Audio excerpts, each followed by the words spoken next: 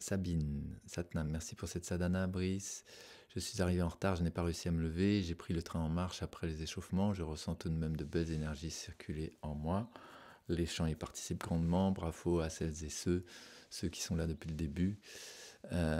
Moi, je m'engage pour ce week-end. Après, je verrai petit pas par petit pas en ce moment. Ok.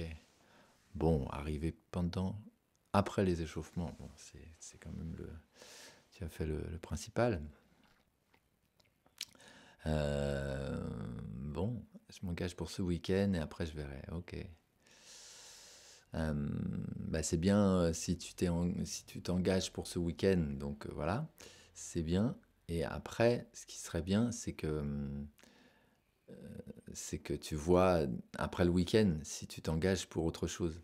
Voilà, on est toujours sur ce truc-là, hein. Voilà, ce sera plus facile et ce sera plus comment et ce sera plus bénéfique quoi. Voilà. Mais je comprends un petit pas par petit pas en ce moment. Je sais pas à quoi tu te réfères, ce qui se passe en ce moment pour toi, mais en tout cas, quoi qu'il arrive, ça sera toujours plus bénéfique et plus facile en fait de poser les choses, à l'avance. Donc là, tu as posé pour le week-end, c'est une chose, voilà. C'est posé, ça fait pas beaucoup, mais c'est comme ça. Ça, il n'y a rien à redire là-dessus, quoi. Mais après, ce qui sera bon, c'est que dimanche, donc, du coup, tu te reposes la question, mais pour une période, pas juste pour le lendemain. Euh, voilà, parce que si tu te poses juste pour le lendemain, tu vas te poser la question à chaque fois, et je vois bien que c'est ce que tu dis, en fait, c'est ça qui devrait se passer là, et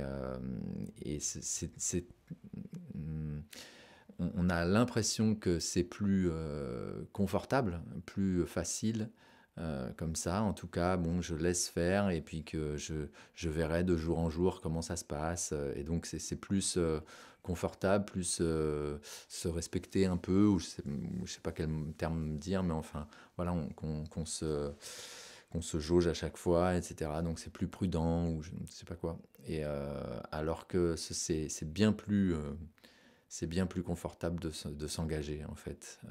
Parce qu'une fois que l'engagement est là, bah, il n'y a pas de question qui se pose. Là, il y a pas, apparemment, a priori, pour toi, il n'y a pas de question qui se pose pour demain matin. Voilà, ça c'est fait, c'est réglé, c'est bon. Et donc après, bah, pour la suite, c'est pareil. Même si c'est bon, 2 jours, là, parce que c'est un week-end, du coup, c'est une cellule, le week-end, c'est comme ça, ça marche et tout, et après, la semaine, c'est quelque chose de différent, donc c'est normal que ce soit comme ça. Que ce soit limité au week-end, l'engagement du week-end, ça marche, c'est un truc en soi, quoi, on va dire. Et après, pour la semaine, ça ne veut pas dire je m'engage pour toute la semaine, mais je regarde, est-ce que ça va être possible? Est-ce que, raisonnablement, on va dire, si on emploie ce terme, est-ce que c'est possible? Euh, Allez, bon, bah, je le fais. Voilà, 3 jours ou 2 jours, même 2 jours, mais voilà, 2 jours, ça fait léger encore une fois, mais si on s'engage de 2 jours en 2 jours, bon, bah, c'est plus confortable que de un jour en un jour, bon. Mais plus on s'engagera sur la durée, bah, plus ça va rouler, quoi, en fait, en réalité. Je sais pas si tu étais là vraiment au moment de. C'était un peu vers le début, là, enfin, dans la première semaine, il y a eu Marie-Christine qui doit encore être en train de nous écouter depuis le métro, ou quelque chose comme ça, parce qu'en ce moment, donc, pendant 4 jours, elle est en formation. Donc voilà, mais elle réussit quand même par chance, hein, parce que les horaires, du coup, se calent comme ça va. Elle réussit à faire la sadhana quasiment jusqu'au bout, voilà, jusqu'à la fin. Voilà, elle fait pas tous les chants vraiment, elle est obligée de partir avant. Mais en tout cas, du coup, elle s'est au départ engagée sur 8 jours. Donc elle travaillait, hein, juste après. Mais là vraiment, elle pouvait faire la sadhana plus rester à la discussion et tout, et elle travaillait que par la suite. Et donc elle s'était engagée sur 8 jours. Et puis bah après, en fait, elle s'est engagée sur le reste, quoi. elle osait pas trop vraiment y aller, et le dire et tout, qu'elle s'engageait parce qu'elle n'était pas sûre de tenir. Mais quand on s'engage, ça veut pas dire que c'est garanti qu'on tienne. On s'engage et puis bah on s'engage, mais on est un être humain. Et puis si ça foire, ça foire. C'est même une panne de réveil en fait. Ça arrive, une panne de réveil qui fait que carrément tu rates toute la sadhana carrément. Ça moi ça m'est déjà arrivé sur une quarantaine comme ça. Ça fait déjà 15 jours qu'on y est, et puis tout d'un coup, clac! Ah, j'ai vu une queue de chat passer là, c'était rigolo. Les 40 jours, tout d'un coup, on rate un jour. Ah, c'est vraiment tellement décevant de s'être engagé comme ça, et puis c'est juste parce que bah, apparemment le réveil a pas sonné ou je l'ai pas entendu. Enfin, en tout cas, vraiment, c'est pas de ma faute. Et, donc c'est très décevant. Et voilà, mais c'est une expérience en soi, hein, et voilà, et je crois me rappeler que vu que c'était vraiment un accident et que c'était une fois, je crois que j'ai dérogé à cette espèce de règle qui fait qu'on recommence au début. Il me semble que ce coup-là, là, ça m'est arrivé de faire, bon, non, là quand même, non, non, non.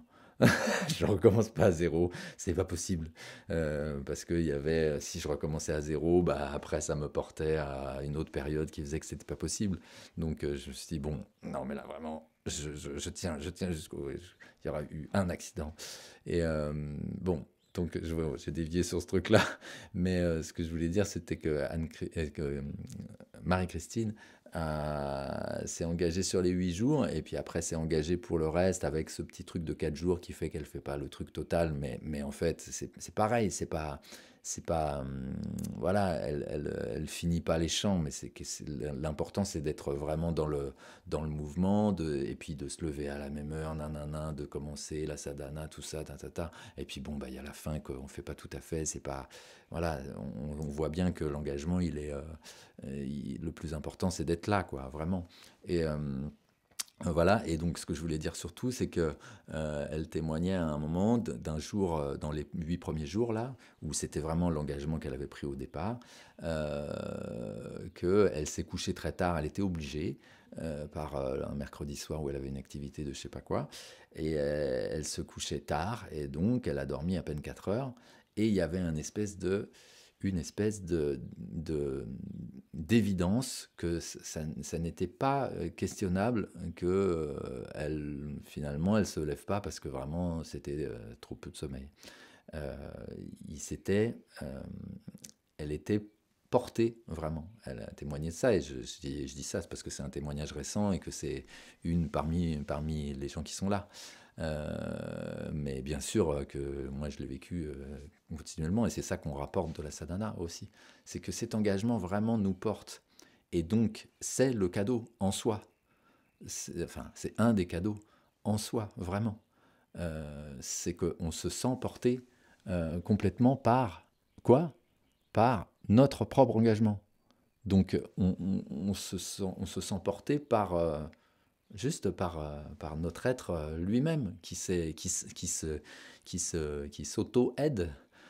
Et ça, ce truc-là, c'est hyper puissant, vraiment, de sentir ce truc-là. Et donc on le sent, bah voilà, Marie-Christine, elle témoignait de ce jour-là, de ce matin-là, où elle l'a vraiment senti, ce truc-là. Mais après, en fait, on le sent continuellement dans cette période, dans cette expérience-là du nombre de jours sur lesquels on s'est engagé. On le sent continuellement, mais il y a des moments où on le sent plus fort parce que justement, on se dit, mais dis donc, là, ça s'est passé comme ça, et vraiment, c'est assez impressionnant. Et donc, voilà, quand on le fait 40 jours, on a encore plus l'occasion d'avoir des moments comme ça, en fait, où, parce qu'il y a des phases différentes, forcément. Il y a quand même des phases où c'est plus difficile, en quelque sorte. Il y a des obstacles. Il y a justement l'obstacle de se coucher plus tard. Il y a l'obstacle et peut-être l'accumulation d'avoir au départ, du coup, entre guillemets, on manque un peu de sommeil par rapport à d'habitude, mais on est porté par l'énergie de la sadhana, etc., etc. Du coup, on se rend pas compte en fait que ce serait quand même mieux de dormir un petit peu plus que ce qu'on a fait jusque-là. Et puis, bah, du coup, là, il y a une espèce d'accumulation. Ça peut arriver, ça, au bout d'une semaine, au bout de 10 jours, que, en fait, on sente que, en fait, je suis fatigué quand même. Donc, ce truc-là, peut-être un matin, va vous peser, quoi, un peu plus, quoi. Même si cette nuit-là, vous n'avez pas dormi vraiment moins, mais en fait, il y a une petite accumulation là qui se fait, et puis enfin, et puis d'autres paramètres internes que je sais pas exactement, mais on se lève un peu. C'est moins évident que d'habitude. Mais il y a quand même ce truc-là de bon, c'est moins évident, mais on est quand même porté, on y va, et puis après ça va en fait, une fois qu'on est dans la sadhana. Voilà, et donc il y a des phases différentes comme ça qu'on vit à travers cette relativement longue expérience qui sont vraiment, qui enseignent à chaque fois en fait que derrière il y a cet être qui, euh, qui a, j'allais dire qui avance, mais c'est même pas avancé, quoi, mais qui est présent, quoi, et qui ne lâche pas, en fait. On a, le souci, c'est que de la confiance en soi, etc., et de la remise en question, et des questions existentielles, dans le sens existentiel, dans le sombre, en fait, des questions existentielles, c'est ce manque de confiance en ce que je suis profondément. Est-ce qu'il y a vraiment quelque chose derrière tout ça qui, euh, qui tient, quoi, qui est stable? Euh, voilà, c'est ça qu'on touche dans la sadhana, c'est ça qu'on touche dans la recherche de ce que je suis, parce que effectivement derrière il y a quelque chose qui reste stable. Euh, Sauf qu'il y a tout un cirque par-dessus, tout autour qui lui, virevolte, et on a tendance à croire qu'il n'y a que ça. Voilà, dans la sadhana, et dans donc cet engagement, on touche ça. Et donc Marie-Christine, vu que je parlais d'elle, disait, je crois en effet que c'est plus facile que de s'engager au jour le jour. Elle disait c'est ça, j'ai vu qu'elle disait c'est ça, c'était au moment où je disais son ce témoignage de la nuit où elle n'a pas trop dormi et qu'elle était vraiment emportée. Et donc sans mérite en fait, car ça se fait.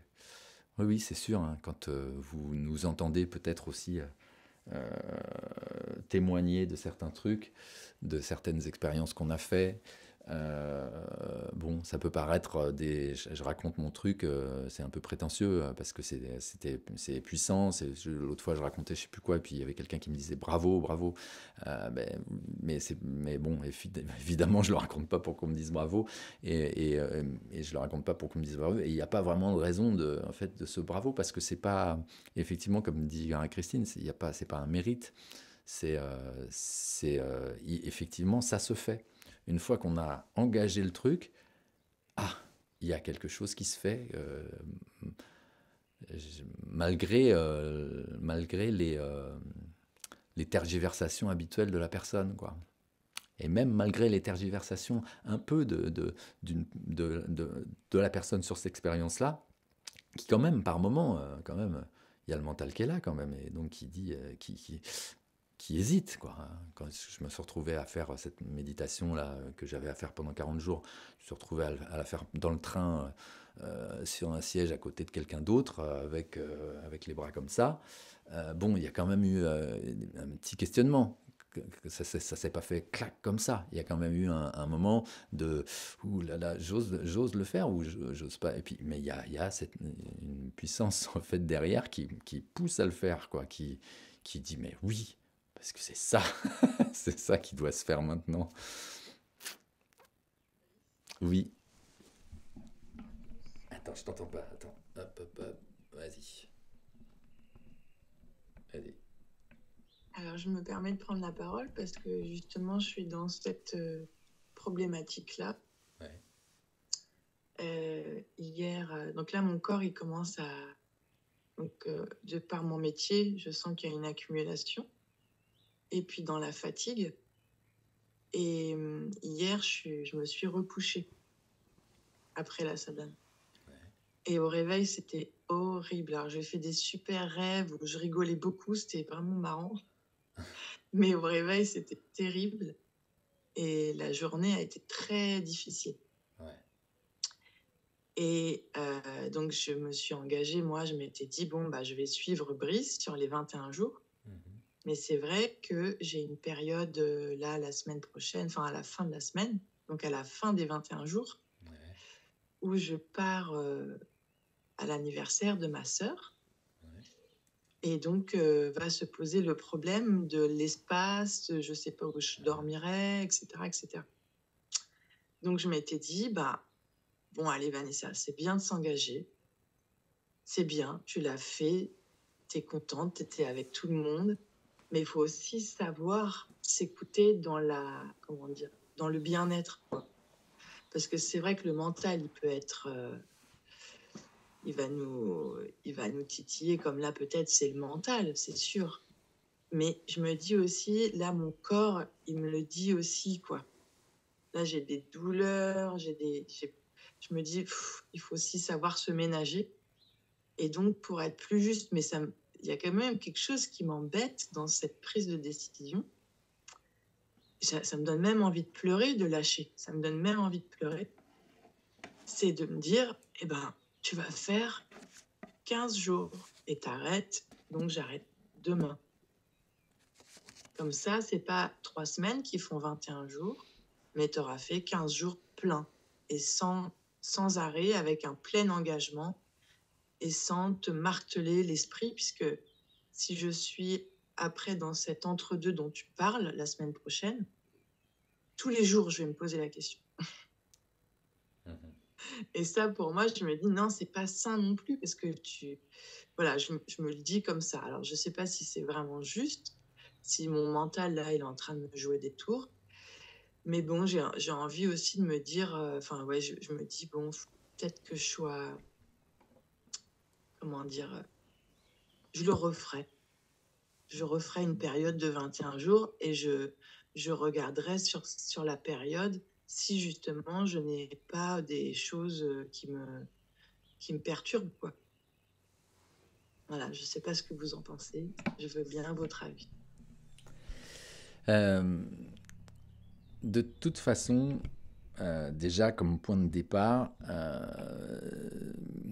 il faut bien entendre que dans ce que je dis et ce que je disais juste avant, donc par rapport à ce que disait Sabine, de s'engager sur le week-end et puis après, pas à pas, le principal de ce que je dis là, c'est qu'effectivement, c'est un problème, enfin c'est un problème, ça y est, c'est déjà un mot de trop, mais c'est le conseil, c'est de ne pas faire petit pas par petit pas, justement, pour ce que tu dis, parce que tu vas te poser la question tous les jours, etc. C'est un conseil, ça ne veut pas dire que vous n'avez pas le droit de le faire et que ça va être catastrophique si vous le faites, déjà. Donc voilà. C'est juste vous dire que l'expérience qui est proposée, c'est de s'engager parce que c'est là-dedans qu'on va sentir cet auto-accompagnement là dont je parlais. Cette aide profonde qui fait que ça tient. Donc ça, c'est un conseil pour sentir ça et pour vraiment vivre pleinement l'expérience de la sadhana. Euh, Dans ton cas, parce que du coup, tu disais les douleurs, etc., par rapport à ton métier, parce que ton métier, t'es un prof de sport, c'est ça? C'est ça, hein. Donc, voilà. Que le mental te joue des tours, de toute façon, oui, ça c'est sûr. Mais te joue des tours, parce que c'est tout le temps ça, en fait. Le mental est tout le temps en train de considérer des trucs et va dans un sens ou va dans un autre, quoi. Enfin, voilà. Donc, faut pas non plus se juger par rapport à ça. Tu vois, c'est normal que le mental, tac, tac, tac, virevolte et tout et tout. On est dans une situation où, où ça devient difficile. Si c'est encore une fois, c'est pas jugeant ce que je dis, mais si cet engagement était plein, tu vois, complet, comment cette prise de cette remise en question là euh, émergerait à peine, quoi. Ok. Mais comme je disais, comme je disais tout à l'heure, ça n'empêche pas que oui, il y a des moments où il y a des petites attaques du mental qui font que on remet en question le truc. Mais il y a quand même quelque chose qui pousse derrière. Donc ce que je suis en train de dire là, c'est pas pour dire bon bah toi il y a pas le truc qui pousse derrière, donc bon bah dommage, tu vois. Enfin, mais euh, ce que tu es en train de vivre, c'est l'expérience de la sadhana aussi. Donc peu importe la décision que tu prennes, là maintenant, en tout cas c'est la sadhana là. Et elle est en train de t'enseigner un truc. Et ce qui se passe, c'est que si tu arrêtes demain, c'est pas un échec, parce qu'il n'y en a pas de toute façon d'échec, voilà, mais c'est un enseignement. C'est que, voilà, là, tu vis ce truc-là de, il y a quand même quelque chose qui te ramène à ta condition humaine, quoi. Et donc, il y a pas de bonne ou de mauvaise décision dans ce cas-là. Tu vois, évidemment, il y a pas un enseignant là, à ce moment-là, qui peut te dire si, il faut que tu tiennes.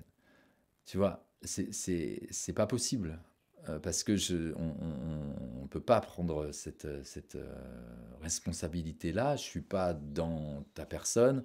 Les douleurs que tu as, je sais pas ce que c'est. Tu vois, c'est hors de question de te dire allez, continue. La question, c'est effectivement, tu dis ah bah je le referai, mais t'as jamais fait ça, 21 jours? Si, t'as déjà fait 21 jours, t'as fait même 40. Oui, voilà, bon. Donc, c'est la- c'est pour ça que les réponses ne dépendent du cas de la personne, tu vois. Euh, tu as déjà fait 40 jours, tu as déjà vécu ce truc-là. C'est le plus important dans cette expérience-là, c'est de la vivre pour apprendre de ça, de cette expérience. Il n'y a pas de dogme là-dedans. Il n'y a pas d'obligation envers qui que ce soit, envers quoi que ce soit. Donc c'est juste toi par rapport à toi.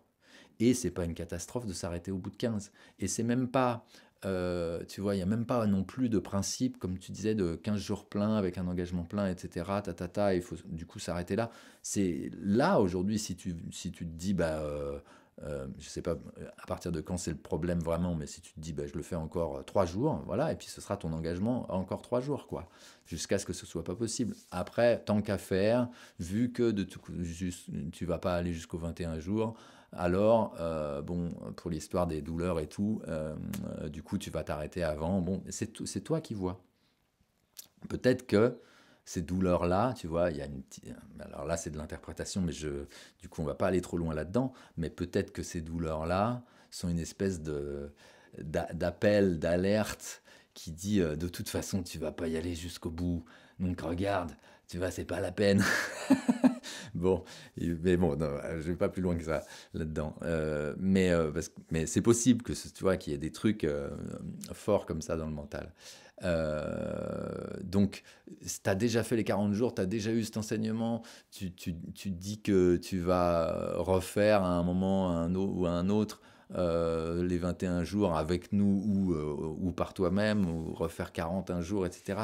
Ça, tu vas bien voir comment tu vas le faire dans la vie, comment ça va t'appeler. Parce que la question, c'est d'être appelé par ce truc-là. De toute façon, on ne le fait pas sans être appelé. Nous, on propose ça. Bah voilà, l'année dernière, il y a 100 personnes qui étaient là le premier jour. Là, il y en a que 35. Bon, il y en avait que 35 le premier jour.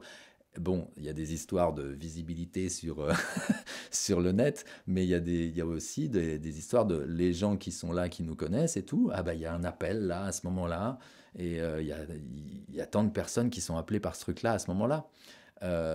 Et donc, il n'est pas garanti du tout, même que tu refasses, même une fois dans ta vie, 40 jours, en fait.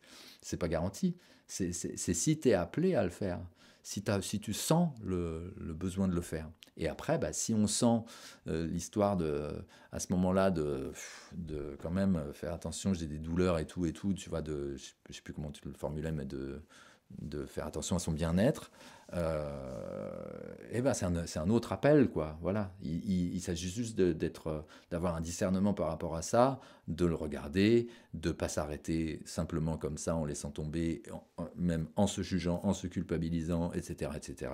On le regarde, on prend la décision en conscience. On n'est pas, voilà. Après, quand tu disais ça me donne envie de pleurer un peu comme ça, quand je suis en train de dire que je vais arrêter. Ça aussi, il faut le regarder. C'est ce petit attachement à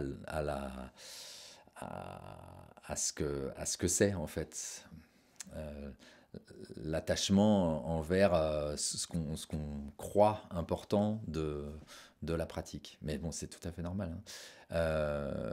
Voilà. Après, eh ben, tout est changé par le fait que tu l'as déjà fait 40 jours. Ça change tout, vraiment, dans comment tu dois envisager le truc. Il y a vraiment...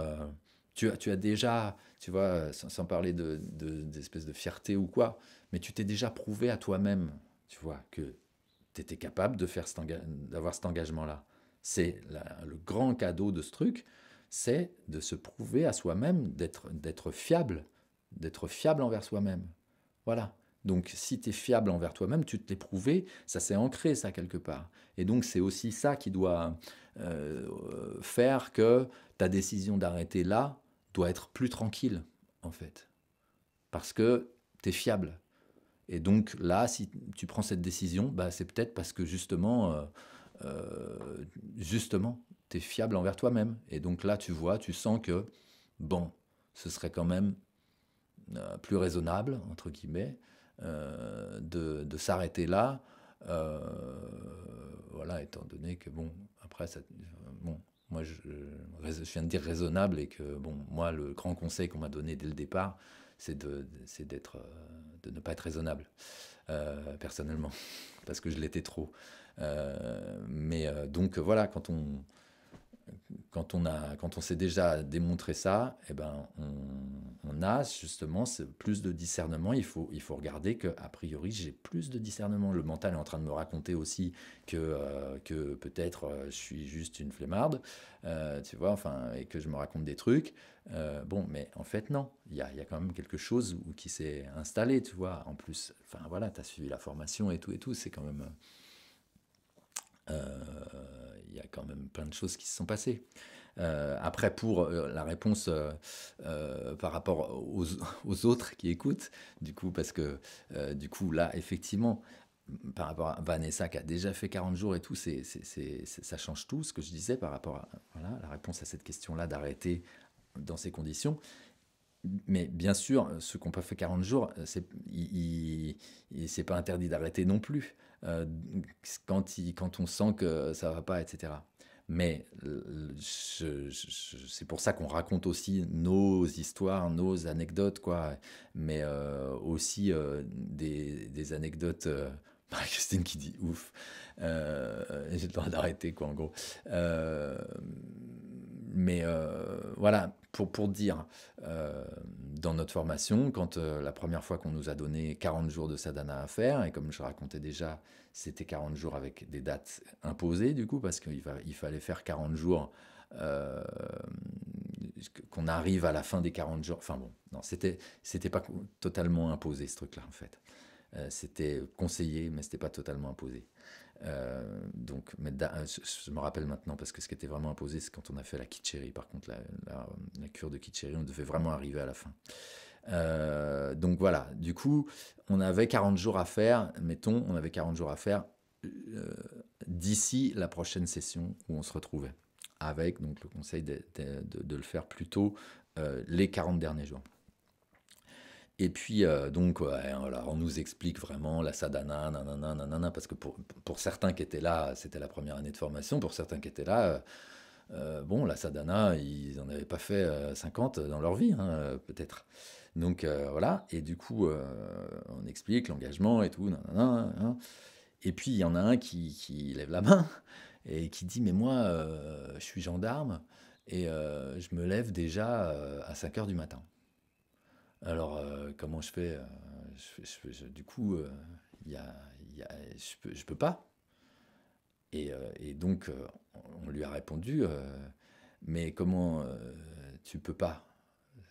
Qu'est-ce que c'est que cette question, quoi, en fait? Parce que moi, je te dis, il y a ça à faire. Il faut faire ça pour, euh, pour suivre cette formation, mais en fait, pour faire l'expérience euh, profonde, pleine de toi-même, ce que tu es en train, ce que t'as mis en place dans cette formation, en venant dans cette formation, etc.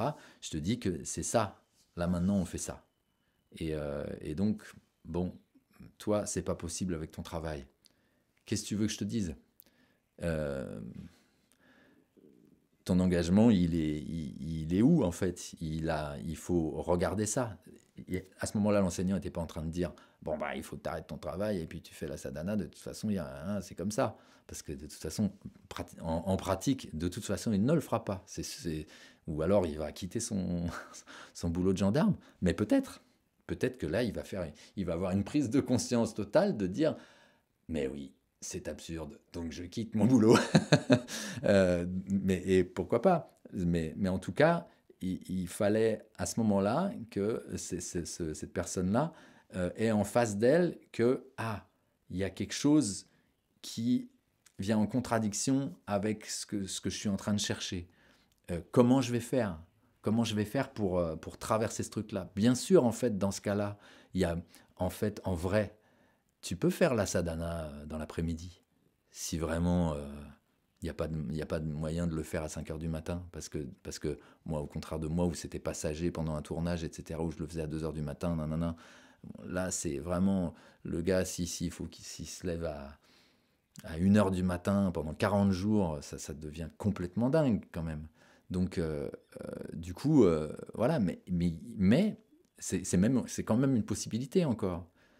Il est face à ça, de se dire, j'ai ça, j'ai cet appel-là, je suis dans une formation de prof qui me prend tout ce temps-là, toute cette disponibilité et tout, même si je ne veux pas devenir prof, en tout cas, vraiment, si quelqu'un fait ça, ça coûte des sous, ça demande vraiment de se déplacer plusieurs fois dans l'année, etc. Enfin, et il y a des devoirs à faire entre les deux et tout. Enfin, c'est pas juste un week-end de stage, quoi. Donc, je suis face à cet appel-là que j'ai senti profondément parce que j'ai rencontré ce yoga et que donc c'est hyper important quand même. Je sens que c'est quand même hyper important. Et on me propose de faire ce qu'il y a à faire et je ne vais pas pouvoir le faire. Je ne vais pas pouvoir le faire juste parce que bah, ma vie, elle est organisée autrement et que les éléments de ma vie matérielle font que je ne vais pas pouvoir faire ça. C'est pas acceptable. Donc, donc je vais me débrouiller pour vraiment le mettre en place. Et à ce moment-là, c'est à moi de trouver le truc. Parce que effectivement, on t'a quand même dit quelque part que bon, bah, c'est pas parce que tu la fais pas à 5 heures du matin qu'il va pas se passer un grand truc. Pour toi, le principal, c'est de s'engager, voilà, 40 jours sur ce truc-là qui dure 2h30 de ta journée, que ce soit à 5 heures du matin ou à 13 heures. En fait, le faire à 13 heures, c'est dingue aussi, quoi. Enfin, je veux dire, c'est un engagement énorme, en fait, même de le faire à 13 heures aussi, parce que, bah, enfin, à 13 heures, j'imagine qu'il était encore au boulot, mais bon, à 17 heures, bah oui, mais à 17 heures, ça va casser plein de trucs de ma vie, en fait, aussi, parce que bah, j'ai peut-être des enfants à gérer, etc. Et puis, du coup, ma femme va prendre le relais, tout ça. Enfin, il va falloir s'organiser. Il va falloir s'organiser et ça va être quelque chose à porter, quoi. Et donc, il faut faire l'expérience de cet engagement. Et du coup, ça va être super fort aussi, si je le fais à 17 heures ou si je le fais à 1 heure du matin. Euh, voilà. Donc, cette personne-là, elle a eu un grand défi, sûrement, bah, oui, bien sûr, bien plus grand que le mien, par exemple. parce que moi, je pouvais me lever à peu près enfin, à peu près tout le temps euh, à l'heure qu'il fallait. Donc il a eu un grand défi, mais un grand défi un peu proportionnel à le décalage qu'il y avait entre sa vie et ce qu'il appelait. Donc voilà, ce truc-là, il fallait un petit peu recentrer tout ça, quoi.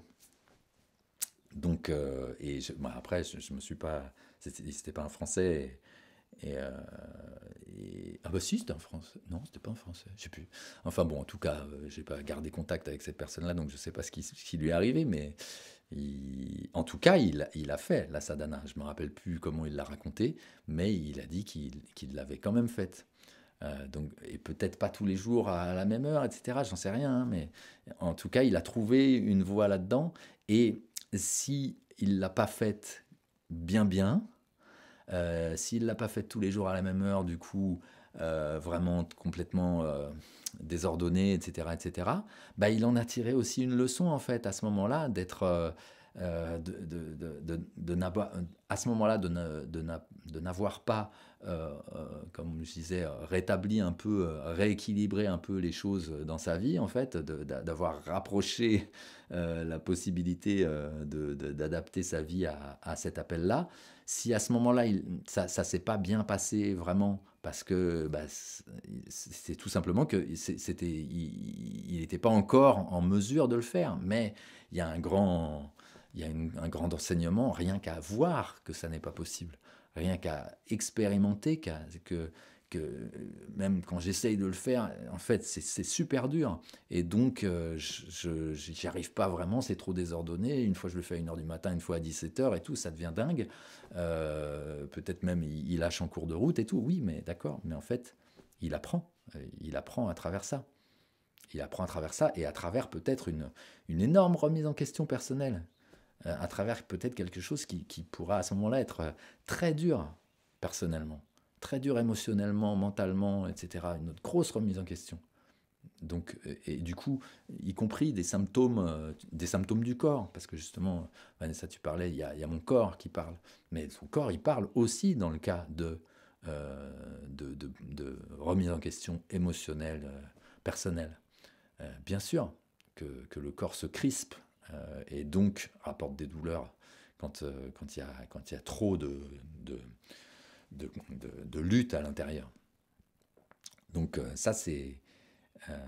et ça, c'est l'enseignement du yoga.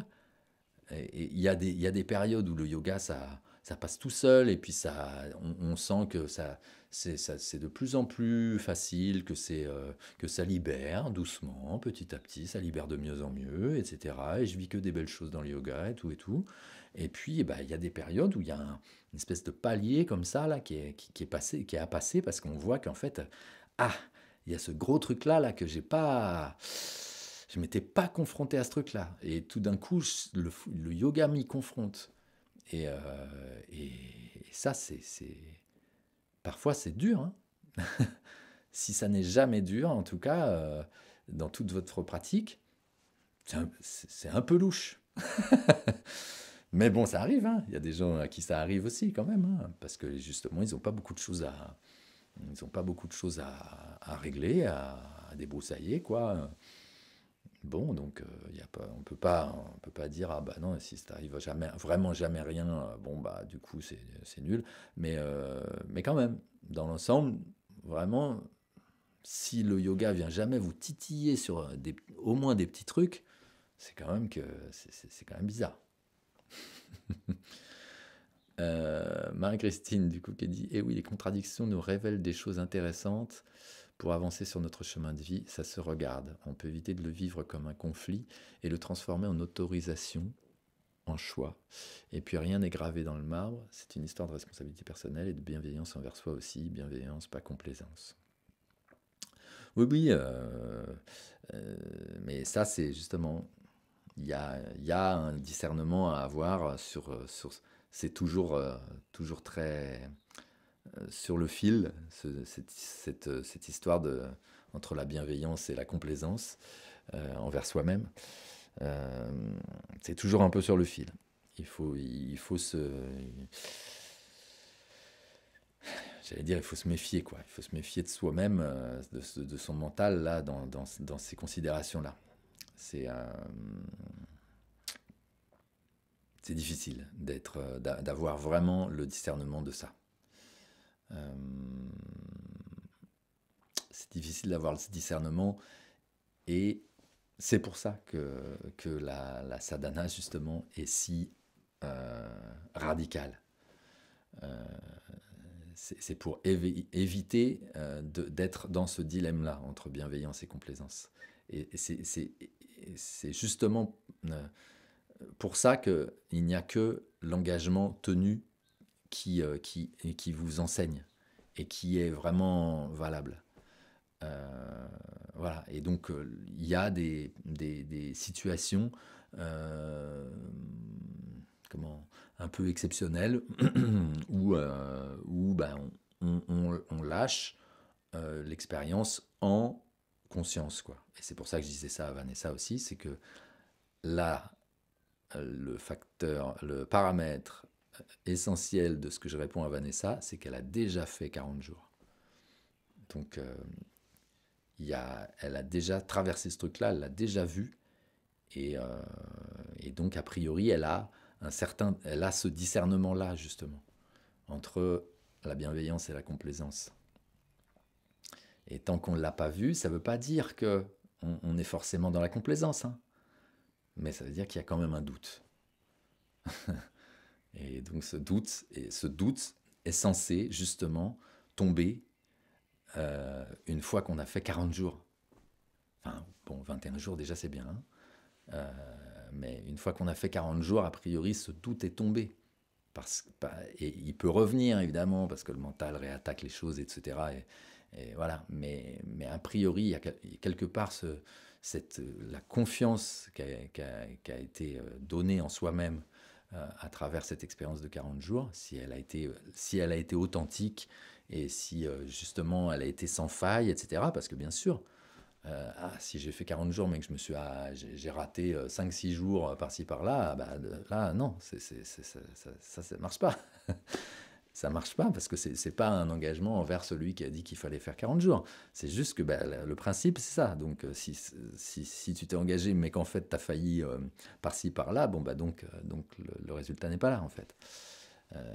Cette confiance profonde en soi, elle est gagnée grâce au fait que ça a été sans faille.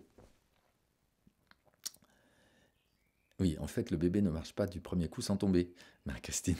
Oui, bien sûr. Et bien sûr qu'il y a un tas de gens qui essayent de faire 40 jours et qui n'y arrivent pas du premier coup.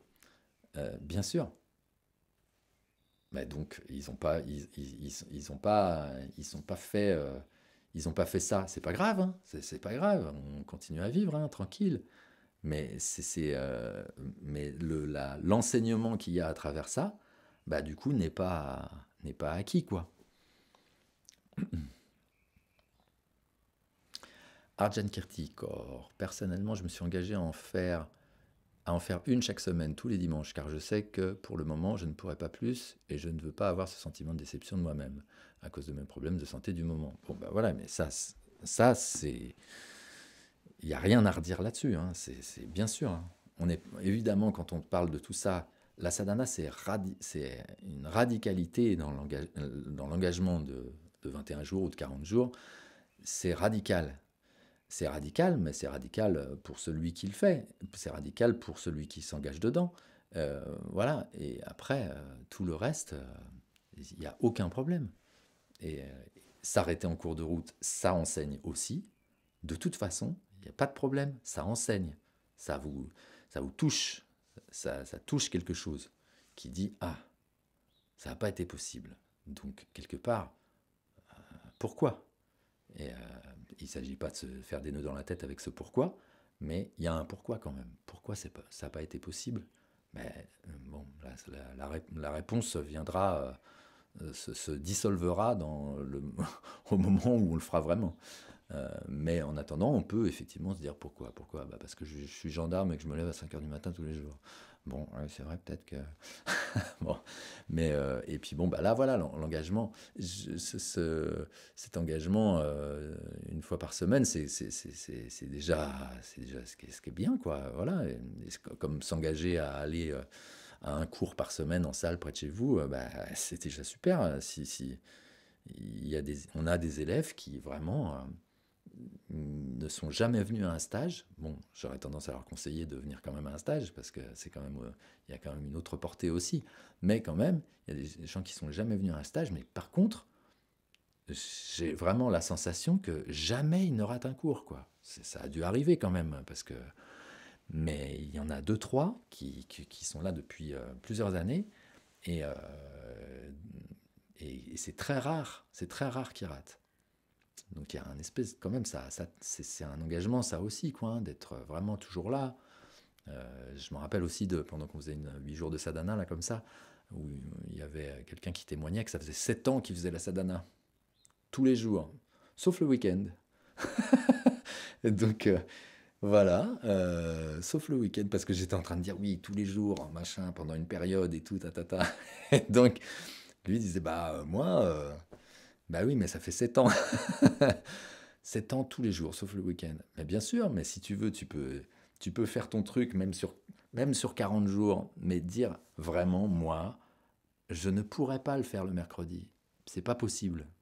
Jamais de ma vie, je pourrais le faire le mercredi. Et franchement, changer ça, c'est pas possible, quoi. Bon, bah, je fais 40 jours, sauf les mercredis. Bon, bah, fais ça déjà, fais ça. Si ça, c'est authentique d'un bout à l'autre, fais ça. On aura quand même tendance à dire que si tu faisais vraiment 40 jours, y compris les mercredis, peut-être que ça aura encore plus de portée. Mais déjà, c'est un grand engagement. C'est vraiment... voilà. Donc, et puis, bah, voilà, en ce moment, j'ai des problèmes de santé, tout ça. Euh, bon, bah, voilà, on fait ce qu'on a à faire avec ce qui nous appelle là. Voilà, ça m'appelle quand même de le faire une fois par semaine parce que c'est bien et tout, mais je ne vais pas m'engager à plus parce que je sais d'avance que je ne vais pas y arriver. Parce que je suis comme ça en ce moment. Donc je ne vais pas m'engager et me décevoir moi-même, comme elle dit. Il n'y a, y a pas de problème. Marie-Christine, en fait, le bébé ne marche pas du premier coup sans tomber, mais Vanessa n'est pas un bébé yoga. Quand je serai grande comme toi, je serai fière.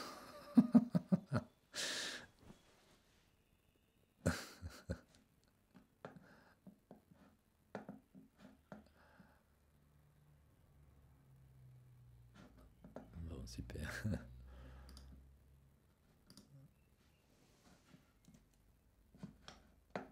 Je vérifie juste un truc. Ouais, ça va.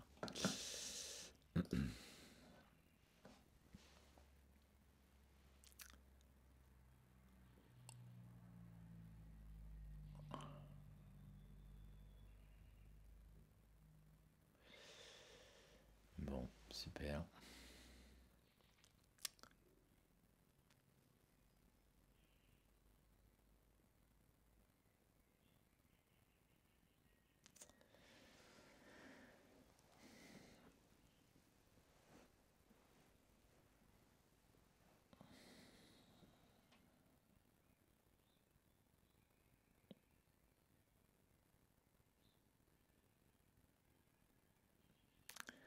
Bon, personne d'autre?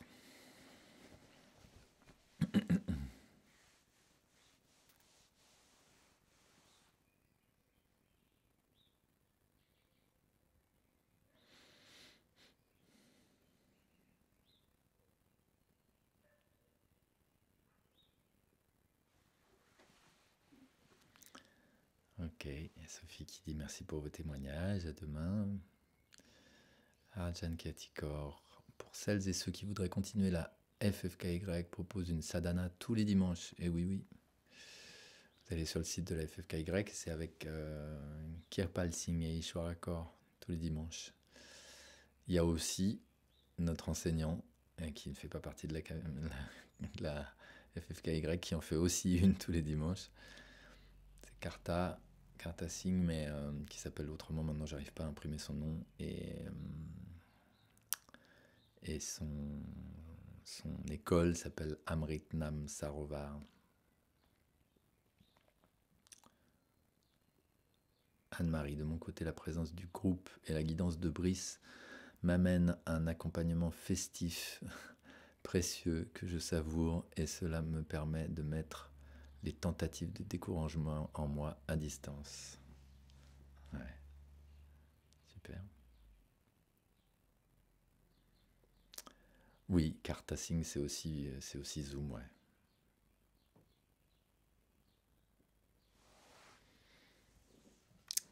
Euh,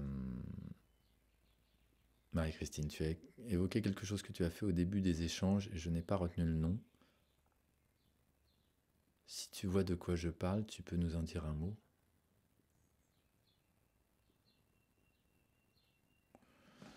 Je me rappelle pas. Quelque chose que j'ai fait.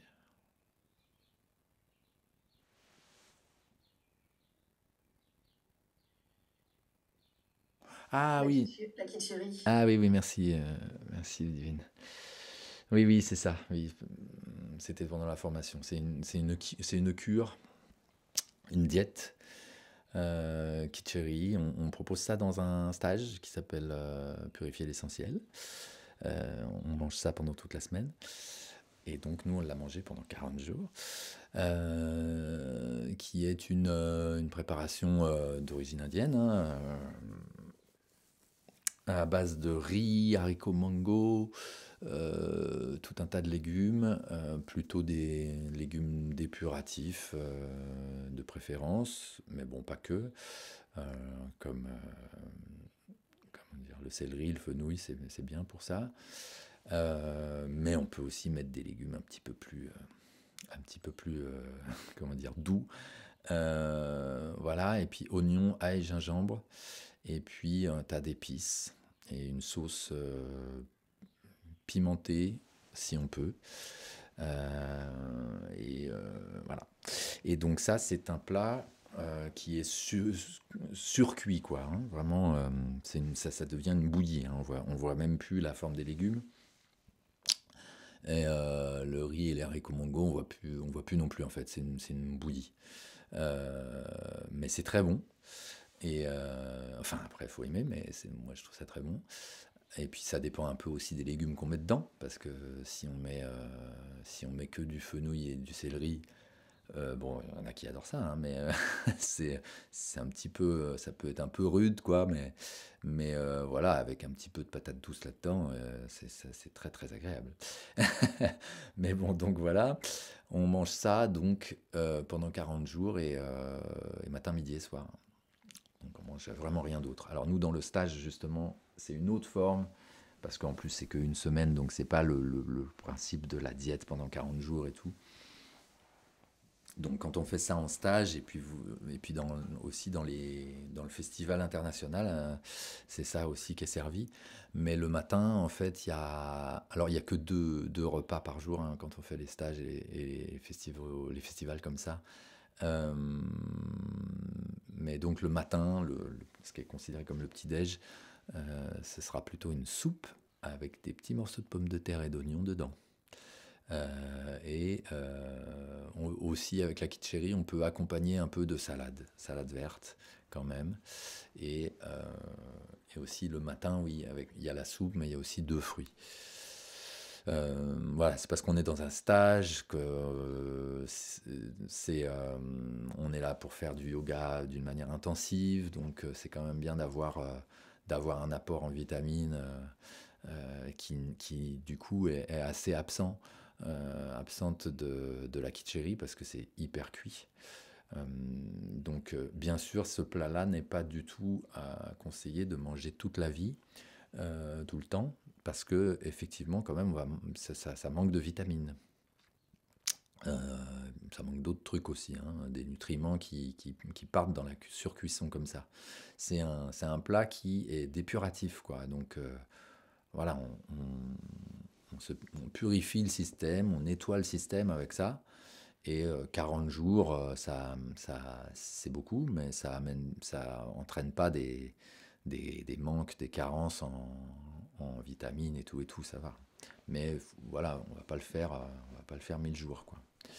Donc voilà, et donc c'est une grande expérience d'engagement aussi, euh, parce que donc voilà, ça purifie, ça nettoie le système, ça c'est une chose, mais c'est comme le yoga, hein, ça ne joue pas que sur un plan, et quand on fait ça 40 jours, ah, là, ça nettoie aussi beaucoup dans le système émotionnel. La colère, elle y passe quand même pour la plupart des gens, quoi, hein. Il y a vraiment de la colère qui est vraiment expérimentée là-dedans. Et donc observer et évacuer, quoi, parce on la dépasse, on la traverse. Mais voilà, la colère de sentir une odeur de pain au chocolat. Il y a un moment quand même. Ah ben justement, elle dit, Marie-Christine, je vais légèrement tempérer mon miam, ça manque de chocolat. Euh, ouais, mais c'est bon, hein. Donc voilà. Après, si on n'aime vraiment pas, ça va être dur, hein. Mais on peut quand même, comme je disais, en fonction des légumes qu'on met, a priori, ça change beaucoup le goût, donc ça va. Mais si on déteste le gingembre et les oignons, là, on est mal barré. Mais voilà, donc ça aussi, c'était une grande expérience, effectivement, de dépassement, bien sûr, des limites, d'observation de soi et de confiance en soi. Parce que là aussi, il y a un sacré engagement là-dedans, quoi. Bah, bien sûr, parce que bien sûr, il est question de ne pas flancher du tout, sinon ça rime à rien. Donc si on fait ça et puis que de temps en temps quand même on se prend un petit carré de chocolat, bon bah ça, il y a un truc, un truc qui est faussé, quoi, dans l'expérience, bien sûr. Et par contre, on en mange tant qu'on veut quand on fait 40 jours. Autant en stage, on ne fait que 2 repas par jour, c'est comme ça et tout. Il faut pas trop se charger non plus parce qu'on fait du yoga assez intensément et tout et tout. Mais quand on fait ça 40 jours, c'est pas forcément agrémenté de 40 jours de sadhana, hein. D'ailleurs, j'ai jamais fait ça.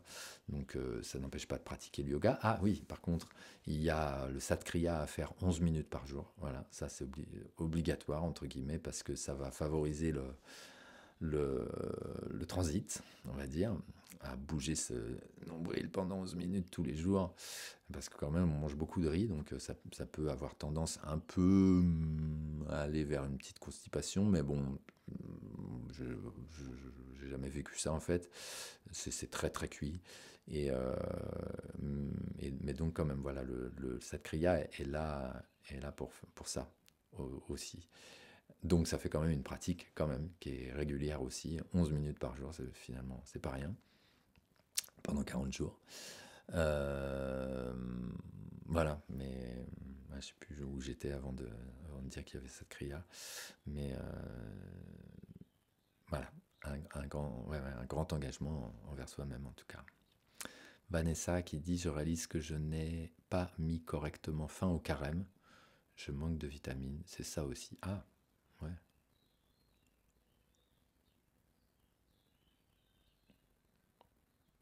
Eh oui, bah oui, peut-être.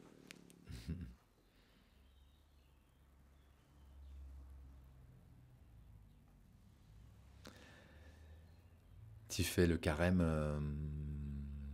tous les ans et c'est le ramadan ou le carême à part le Le ramadan. carême. Ouais, le carême. Donc moi je connais même pas exactement combien de temps ça dure, etc. 40 jours. 40 jours, d'accord, c'est ça. Eh oui, oui. Ah, Jan Kirti, quand on fait partie d'un groupe, l'engagement est plus facile. Ouais. Quand on a rendez-vous et tout ça, oui, c'est sûr. Mais même d'ailleurs, c'est ça, mais en fait, quand on faisait les 40 jours justement de sadhana, pendant les formations, on n'était pas sur visio, rien du tout, hein. À l'époque, ça n'existait même pas, je crois. euh, ou c'était le début de Skype. Et en tout cas, on se sentait quand même. Il y avait un espèce de truc où on savait quand même quand on se levait qu'on n'était pas tout seul. Bon, on le sait sur toute la planète qu'on n'est pas tout seul quand on fait la sadhana. On le sait en fait, qu'on n'est pas tout seul à faire la sadhana. Mais là, dans cette période-là, on était ce groupe, on avait, voilà, on savait que ce groupe-là, on y était tous, avec ce défi un peu là, voilà, de tenir 40 jours et tout et tout.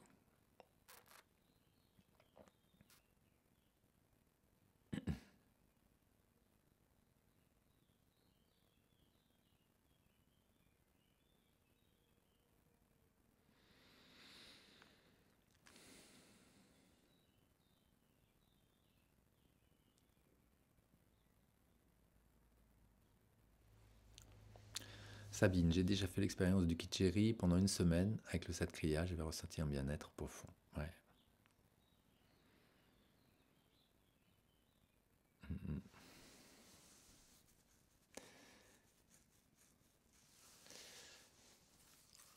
Il y a toujours l'effet particulier de ça, de la Kicheri et du Satkriya, qui donne ce qu'il donne. Euh, et il y a l'effet global de une pratique tenue, avec engagement et donc détachement du coup. Et ça contribue beaucoup au-delà de ce qu'on pratique en fait.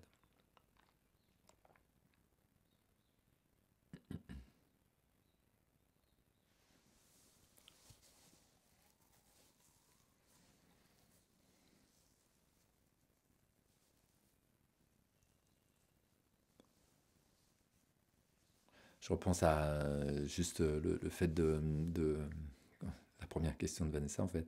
Euh, Quand on est dans l'expérience comme ça de 21 jours, de 40 jours, et que effectivement, je dis qu'une fois que l'engagement est pris, euh, il y a quelque chose qui pousse derrière et qui fait que c'est sans question, etc., etc.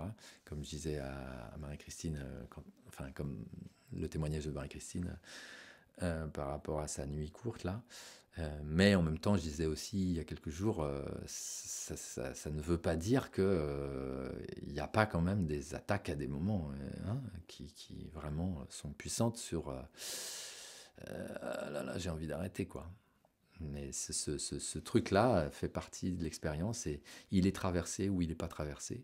Il est, il est mis de côté ou il n'est pas mis de côté. Mais dans les deux cas, de toute façon, on apprend. Bon, je reviens là-dessus, mais c'est comme ça que ça m'est revenu. Mais enfin, je l'ai déjà dit en fait.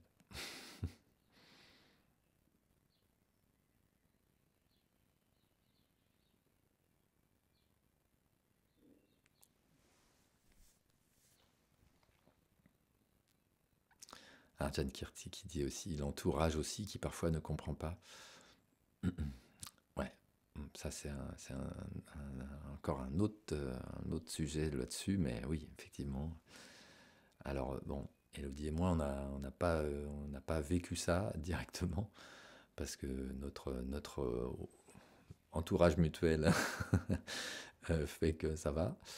On n'a pas eu du tout on n'a pas du tout été confronté à ce truc-là, mais effectivement, on a rencontré pas mal de gens, y compris dans notre formation, dans le cadre de ces engagements-là, de 40 jours et tout, qui étaient dans ce cas de figure-là. Et effectivement, il y a, comme tout le reste, il y a vraiment à observer ça, à avoir du discernement par rapport à ça.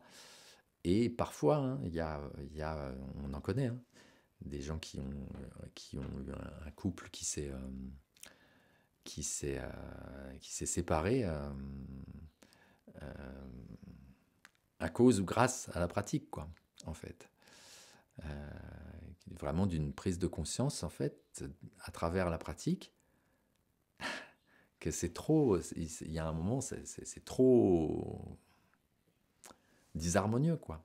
Euh, alors, c'est pas, on va pas vous dire, oh, regarde, vas-y, faut arrêter parce que c'est trop disharmonieux. C'est la personne qui sent, qui voit que, bah, comme le gendarme hein, de tout à l'heure, je disais, bon, bah, si à un moment il n'arrive pas à réharmoniser ça, à ramener la pratique dans sa vie, parce qu'il est appelé par la pratique et il a quelque chose à y faire, il a quelque chose à y voir, à y comprendre, à traverser là-dedans.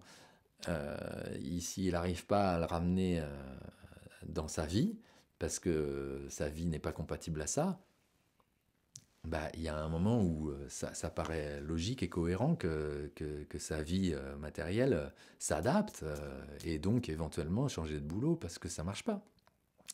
C'est même, même aussi dans l'éthique, hein, je parle pas des gens, c'est pas de jugement par rapport aux gendarmes, hein, mais à n'importe quel boulot quoi, qui fait que ce boulot-là n'est pas compatible avec ça. Je comprends enfin que ça ne me correspond pas.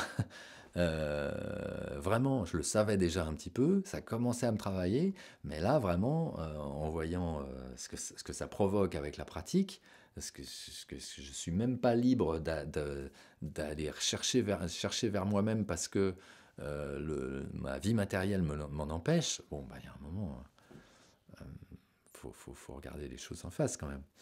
Et donc, bah, avec l'entourage, ça peut être la même chose, effectivement. S'il y a vraiment une résistance forte de l'entourage, une incompréhension et tout, bon, et puis bon, ça passe, bon, voilà.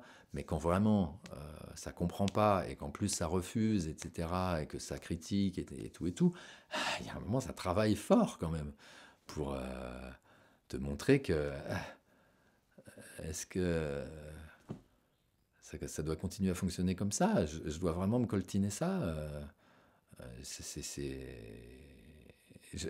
Il est question justement de continuer à se le coltiner un moment pour voir ce qu'on en fait, quoi, en fait. Et donc pour voir s'il y a moyen de rapprocher le truc, s'il y a moyen que les deux soient vivables, quoi. Et ça peut durer, hein. Ça peut durer un moment dans une espèce de lutte interne, là, qui dit j'y arrive pas. Et puis peut-être il y a un moment où ça s'harmonise et ça marche. Hein. Évidemment, c'est possible. Mais peut-être aussi à un moment, vraiment, la prise de conscience est très forte et très profonde et aussi, comment dire, usée confirmée par le temps, quoi, qui est passé, qu'on a essayé comme ci, comme ça, nanana, et puis en fait, ça bloque trop, quoi. Hein. Bon, mais ça, quand on est face à un truc comme ça, évidemment, il faut aussi en discuter hein, avec son enseignant, justement, par exemple, quand même, pour voir un peu un regard un peu extérieur et des conseils et tout, parce qu'on ne prend pas des décisions fortes de se séparer de son entourage comme ça. Quand on est face à cette prise de conscience-là et qu'on est face à cette éventualité-là, de faire une croix sur certaines personnes, bon, c'est bien d'avoir un peu de recul avec une discussion avec un enseignant, c'est bien. Les fortes discussions comme ça aussi, quand on sent quelque chose comme ça, c'est bien, une fois qu'on l'a senti, d'attendre 40 jours. Voilà, de ne pas prendre cette décision avant 40 jours après l'avoir initiée, quoi. C'est au moins, quoi. Hein.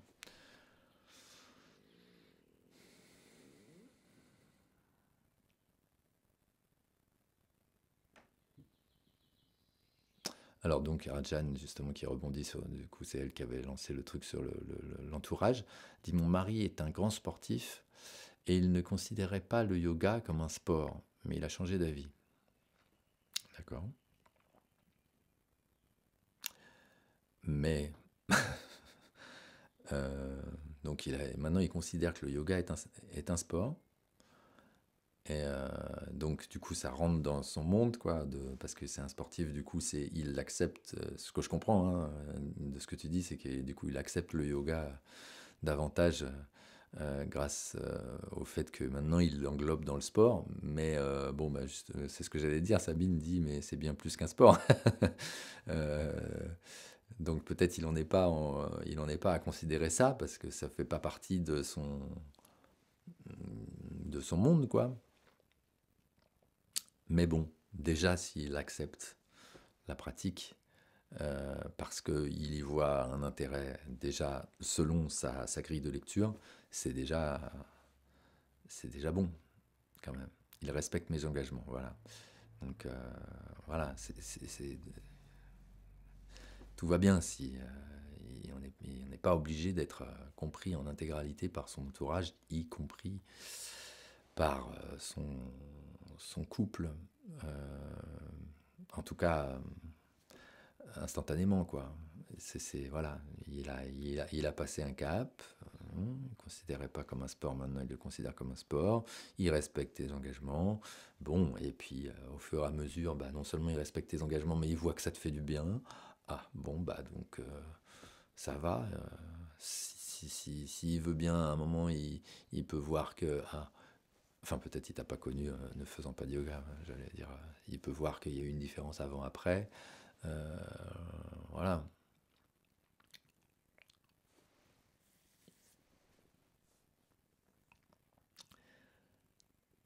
Du moment que, bon, déjà, du moment qu'il n'y a pas de conflit à propos de ça, ah, il a vu ma transformation. Bon, bah voilà, donc il y a quelque chose, quoi. Et il y a quelque chose en surface. Chez beaucoup de gens, il y a quelque chose en surface qui, bon, fait comme si j'avais pas vu, quoi, un peu. Tu vois, enfin, euh, parce que on comprend pas tout. Bon, et puis surtout, moi, je fais pas ça. Et donc, du coup, je vis très bien comme ça, sans le yoga. Donc, j'ai pas besoin de faire du yoga. Donc, du coup, pourquoi on en aurait besoin? Si tu en as besoin, c'est que tu as des problèmes que j'ai pas. Voilà, donc bon, il y a un petit, il y a des, il y a des petits phénomènes de processus de déni, quoi, mais qui s'estompent, quoi, a priori, en étant ensemble et qui s'acceptent. Et puis, ce que je disais au départ, quand je dis ça, l'espèce de déni, c'est un peu en surface, quoi. C'est une espèce d'orgueil, un peu, parfois, de pas vouloir vraiment le lâcher vraiment, quoi. Que, bah oui, ça a l'air d'être très bien pour toi, et c'est super. Donc, voilà, on va peut-être pas aller jusque-là, quoi. Jusqu'à dire vraiment c'est super pour toi, je vois que ça te fait vraiment du bien et que ça te correspond et tout. Donc voilà, mais c'est juste que c'est pas. En tout cas, si c'est toléré, si c'est accepté, déjà, c'est déjà super, hein. Je me suis engagé grâce à lui car il a beaucoup de volonté et ça m'a inspiré. Bon bah voilà, bah alors en plus si c'est lui qui t'a inspiré là-dedans, bah faut pas oublier de lui dire. Euh, et puis bah, peut-être que si c'est clair, si c'est authentique ce truc-là, il t'a inspiré, bon bah peut-être que lui il verra que tu l'as inspiré sur d'autres trucs. J'imagine. C'est ça, on n'a pas tous le même, on n'a pas tous le même chemin parce qu'on part pas tous du même endroit.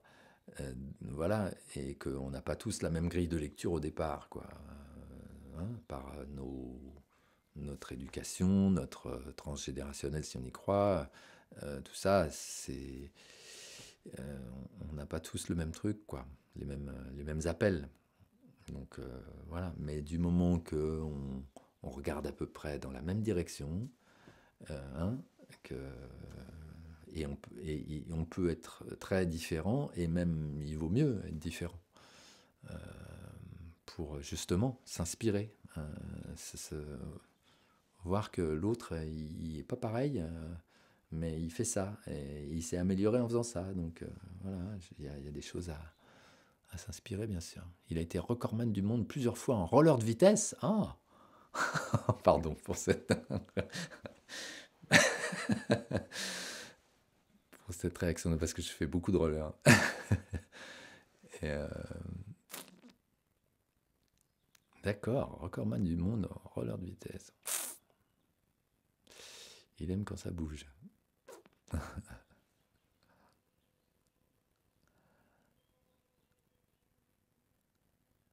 Bon, super.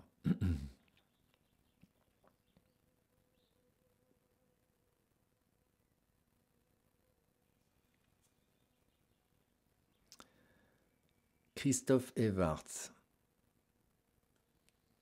C'est vrai que ça me dit quelque chose. Mais bon, je suis pas spécial. J'ai fait beaucoup de roller, mais je suis pas.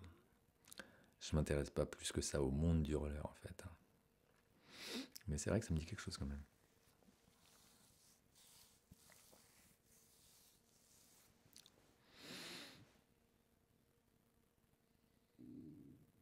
Et donc, on va à combien quand on est recordman du monde en vitesse? Je sais pas si, oui, la vitesse doit être calculée. Enfin, c'est pas comme le kilomètre lancé à ski non plus, mais il a roulé plus de 500 km en 24 heures. Quand j'ai vu 500 km, je me suis dit, il a pas fait 500 km/h quand même. 500 km en 24 heures, d'accord. Bon, ça me dit pas exactement combien ça fait, mais 500 divisé par 24, ça fait 20 km/h de moyenne, à peu près. 100 divisé par 24, ça fait 4. Multiplié par 5, ouais, c'est ça. Oui, mais c'est en moyenne. Mais, ah oui, donc, mais bon, ah oui, je serais curieux de savoir la pointe, à la pointe, combien on va. À combien on va. Sur du plat, ouais.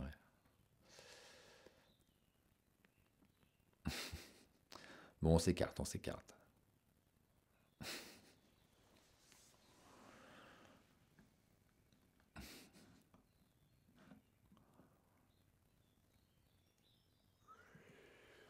Ok.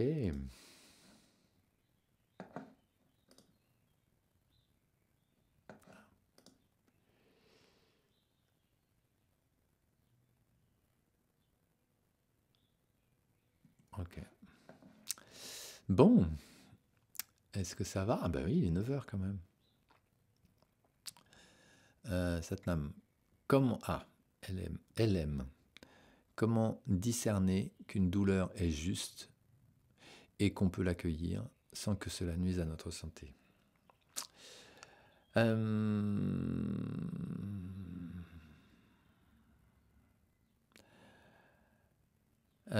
C'est bon, c'est pas évident d'avoir une réponse définitive là-dessus, définitive et universelle, quoi. Tellement ça dépend justement de ton propre discernement. Donc, en tout cas, ce qui est clair, c'est que déjà, on connaît son histoire. Si je me suis démis l'épaule, si je me suis cassé la cheville, ce qui est mon cas, je sais que si je commence à avoir mal à l'épaule, je sais que c'est ça. Bon, ça n'empêche pas que je peux me dire c'est ça, mais bon, bah, je reste quand même dans cette posture, hein, personnellement. Euh, parce que je sens justement que, en fait, oui, j'ai du mal à la tenir parce que j'ai cette faiblesse. Mais je vais traverser ça comme le reste, en fait. Ça, c'est pour mon histoire d'épaule. Bon. Après, pour justement l'exemple de la cheville euh, qui a été cassée, le talon, la cheville avec. Euh, bon, si je dois tenir longtemps sur la pointe des pieds ou faire un truc à lever et tout, qui va vraiment travailler fort sur les chevilles et que ça commence à me faire mal, ouais, là quand même, je me dis, ça va pas dans le bon sens. Euh, donc on connaît son histoire, donc on connaît ses symptômes, et donc on sait que ça, c'est une douleur structurelle, on va dire, quoi. Donc c'est pas une douleur qui est juste parce que le mental me raconte que ça commence à être tendu, etc., et qu'il faudrait lâcher. Donc il y a des douleurs comme ça où je sais que vaut mieux pas aller plus loin. Et en l'occurrence, les douleurs qui sont liées à des accidents, enfin à des choses que j'ai eues, je peux aussi demander à un thérapeute, simplement, un kiné, un ostéo et même un médecin généraliste, si, si vous lui faites confiance par rapport à ça. Est-ce que ce truc-là, est-ce que cette douleur-là, enfin, est-ce que ce que je me suis fait à ce membre-là, si je sens une douleur quand je force un peu dessus, est-ce que c'est mauvais? Ou est-ce que c'est juste un symptôme du reste de ce que j'ai, et puis que ça ne me fera pas plus mal? Bon, c'est quand même, on peut, parce que ça dépend ça dépend des, ça dépend des cas de figure, justement. Pour moi, je sais par exemple que cette histoire d'épaule, voilà, le tendon qui s'est adapté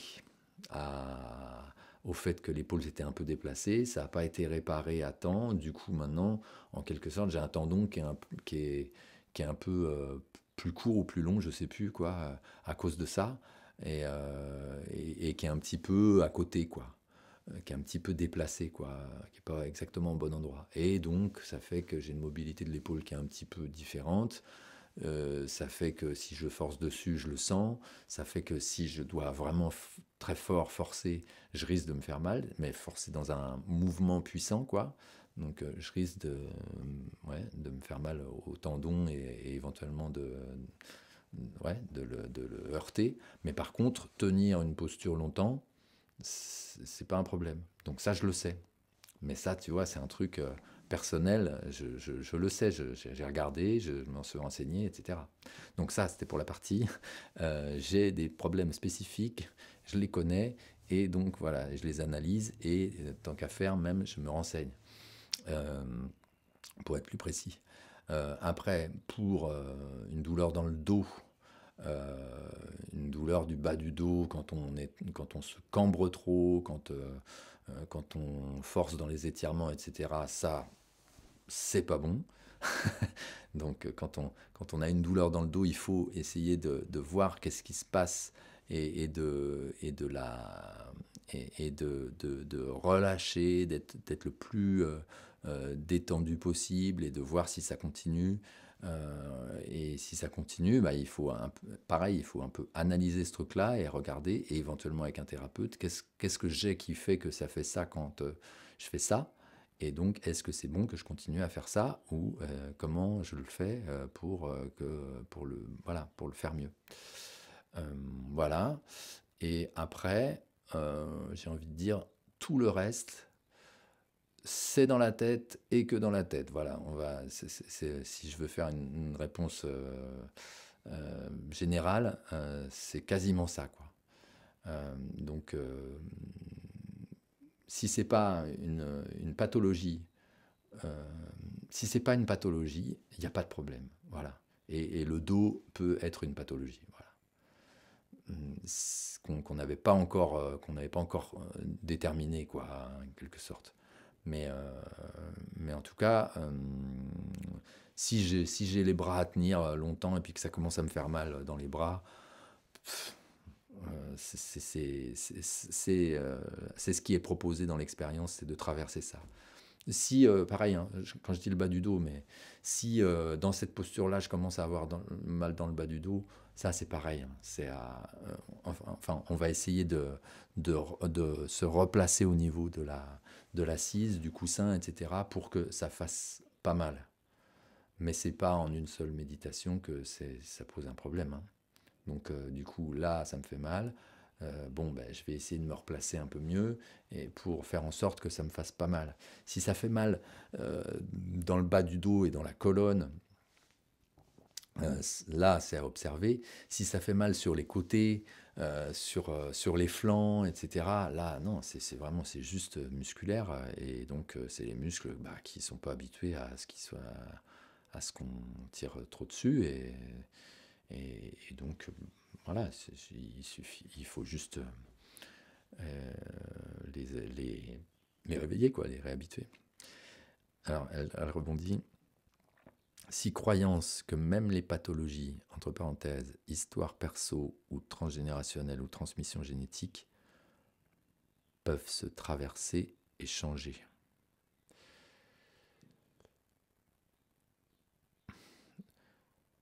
Mais du coup, je comprends pas bien quelle est la question en fait.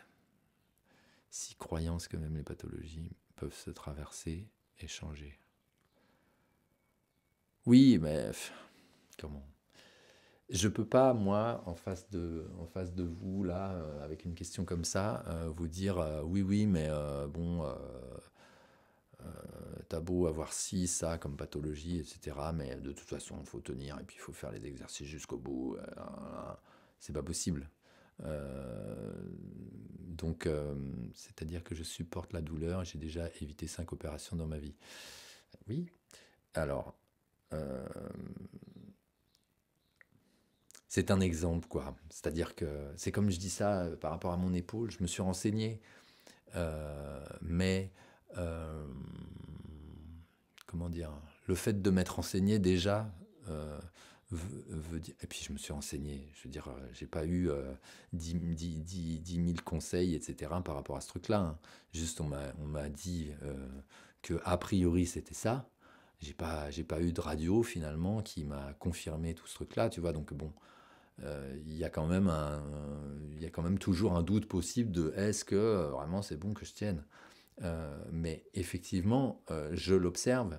Bah, voilà une des réponses justement à cette histoire pardon, bah oui, j'aurais dû répondre ça déjà depuis un bon moment.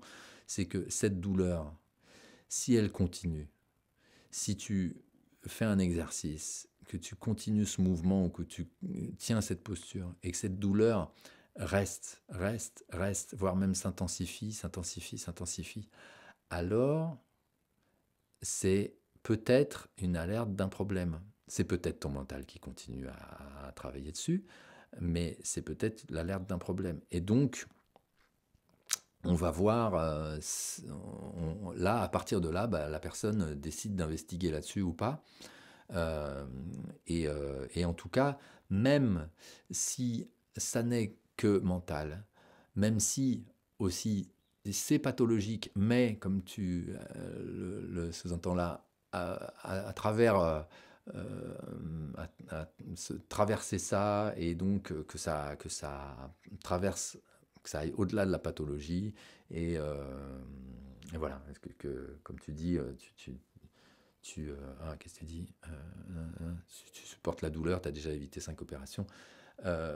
Donc, si on peut dire que même s'il y a une pathologie, bah, je peux tenir et en fait, ça va disparaître à un moment.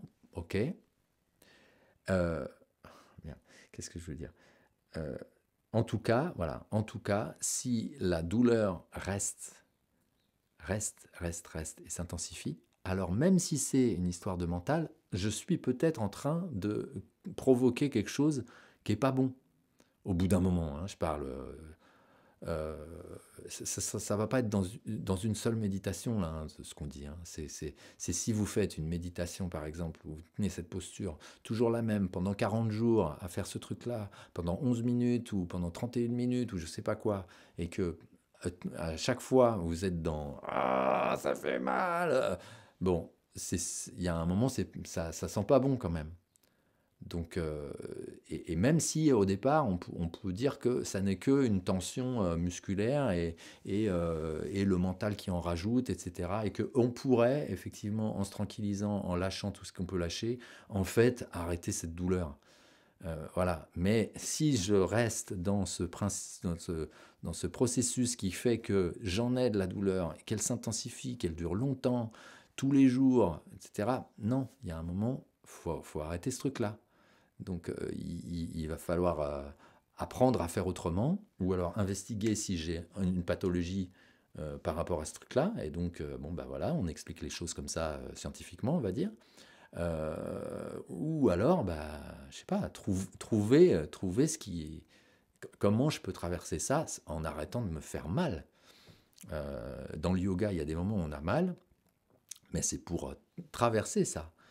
Si on n'arrête pas d'avoir mal tout le temps, et de plus en plus, c'est qu'on on va pas dans la bonne direction, dans la bonne énergie, dans le bon état d'esprit, voilà. Donc voilà. Mais après, c'est vraiment dans le discernement de chacun, parce qu'on ne peut pas généraliser une réponse, tu vois, qui va dans le sens de ce que tu dis, LM. C'est-à-dire que je supporte la douleur, j'ai déjà évité 5 opérations dans ma vie. Euh, ok, mais tu vois, on va pas pouvoir dire à quelqu'un d'autre, ah, c'est bon, tu supportes, de toute façon, c'est que mental. Allez, on y va. Et ça dépend complètement comment c'est envisagé, quoi. Alors Anne-Marie qui dit décodage biologique, transgénérationnel, etc. C'est mon quotidien depuis 25 ans et la compréhension de l'origine de la douleur supprime totalement en résolvant le contexte de souffrance émotionnelle. C'est clair, efficace et radical si c'est une pathologie. Oui. Et donc LM qui dit oui, j'entends, merci pour la réponse. Je crois que c'était tellement rapide que c'est par rapport à ma réponse plutôt que celle de Anne-Marie, euh, juste pour préciser le sens. Mais c'est bon, bah voilà, décodage biologique transgénérationnel, c'est tout à fait. Mais là, j'ai rien à dire, surtout si toi tu le fais. C'est ton quotidien depuis 25 ans, donc et donc LM connaît le décodage, merci. Mais voilà, enfin en tout cas dans le décodage biologique de ce que tu dis, elle supprime totalement en résolvant le contexte de souffrance émotionnelle. On voit bien justement dans cet exemple-là du décodage biologique que, bon, quand on dit c'est mental, on dit c'est mental parce que tout est mental à ce moment-là. Mais quand on considère dans le décodage biologique, ça s'est effectivement, d'une certaine manière, imprimé dans le corps. Bon, tu me dis, Anne-Marie, si je dis des bêtises, mais d'une certaine manière, ça s'est imprimé dans le corps. La douleur, elle est quand même, finalement, elle est quand même dans le corps, la douleur. Même si, donc, elle est venue de quelque chose d'émotionnel et donc de mental, en fait. Une souffrance, et même à travers les générations. C'est ça qui est considéré dans le décodage biologique. À travers les générations. Donc, si on lit ça, c'est bon, je ne vais pas rentrer dans les détails. Mais en tout cas, à travers les générations, il y a quelque chose qui s'est imprimé dans le corps, mais en fait, même à travers les générations, c'est quelque chose qui a été imprimé à travers l'émotionnel, en fait. Et donc, on décode ces trucs-là, et rien que le fait de mettre en lumière la base du problème, en fait, et qui est donc quelque chose d'émotionnel, alors ça se relâche, ça disparaît. Bon, bah, dans la pratique du yoga, sans aller jusqu'à identifier la source du problème, en fait, on fait... on relâche tellement le mental, on relâche tellement tout ce qui a relâché à travers l'engagement dans la posture. À travers ça, c'est qu'on on est obligé au bout d'un moment, après peut-être avoir forcé pendant un certain moment, hein, mais on est obligé à un moment de lâcher complètement, et donc on lâche complètement, y compris tout ce contexte, en fait. À ce moment-là, on touche à quelque chose qui est de l'ordre de l'unité, voilà, de complètement relâcher tout, et donc d'être dans une certaine unité, même si tout de suite après, il y a le mental qui revient pour essayer de réinterpréter ça, et donc on n'est plus dans l'unité totale, mais il y a un moment, ça a été touché. Il y a quelque chose qui a complètement tout relâché. Et donc si on a tout relâché, ben, on a relâché aussi ça. Il n'y a pas tout sauf, c'est tout. Donc on a tout relâché, tout ce contexte-là. Alors, mais la différence avec le décodage biologique et transgénérationnel, c'est que si vous faites ça comme thérapie, oui, là on peut espérer que du coup c'est vu, et complètement ce truc-là, et c'est complètement décodé, et donc c'est résolu. Alors que dans une méditation comme ça, c'est à l'instant que c'est complètement résolu, et peut-être après ça revient. Voilà. Très juste, Bruce, ce que tu dis, parce que depuis toutes ces années où je travaille avec cette compréhension des choses, avec l'évolution globale de conscience, les choses vont de plus en plus vite. C'est-à-dire que, effectivement, il faut juste comprendre que chaque cellule a une fonction dans le corps. Et si le contexte émotionnel de tel organe, de telle cellule, etc., est perturbé, il y a une perturbation qui devient pathologique dans le corps d'incarnation. Et le fait de, comment dire, en fait, il s'agit de pacifier. C'est pour ça, quand tu parles d'unité, d'atteindre un niveau de totalité interne, d'unité interne, c'est comme si tu pouvais effectivement aligner des dysfonctionnements émotionnels transgénérationnels. J'ai déjà vu ça, effectivement. C'est un domaine où il y a beaucoup de, entre guillemets, de miracles. Tout simplement parce que il y a des familles entières, des lignées entières de grands maigres, il y a des lignées entières de petits ronds, etc., de malades cardiaques, de personnes qui ont des cancers de génération en génération. C'est tout simplement parce que justement, c'est une ambiance pathogène qui est ancrée depuis longtemps et qui perturbe tout le monde. Mais le yoga, la méditation, des choses comme ça peuvent effectivement résoudre à travers cette élévation de conscience, cette élévation vibratoire que permet le yoga ou autre. Ça permet vraiment de se caler dans le grand tout. Je ne sais pas comment chacun exprime ça selon ses croyances, mais le fait de tout lâcher, comme tu dis, on peut vraiment avoir des guérisons instantanées. C'est très, très fréquent. Et ça devient de plus en plus rapide. Parce qu'il y a 15-20 ans, il fallait à peu près connaître d'où venait le problème, pourquoi tout le monde à partir de cette génération a des problèmes de X ou Y. Mais maintenant, ça change, ça bouge beaucoup hein, quand même. Hein. Mm-hmm. Et ça fait partie de techniques qui permettent vraiment, c'est pas une technique, je retire ce terme, de concepts, d'engagement de conscience, d'engagement de cœur, etc., qui permettent vraiment d'aligner des dysfonctionnements sur des générations, quoi. C'est impressionnant.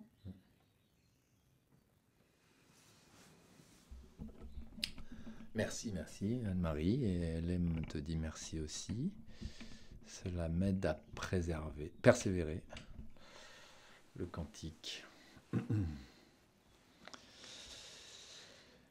Ouais. Le yoga, comme le Qigong, toutes ces anciennes pratiques, connaissaient justement ce que les sciences quantiques, la physique quantique, redécouvrent scientifiquement actuellement. Quoi. Mmh. Ce sont des pratiques, des connaissances millénaires incroyables.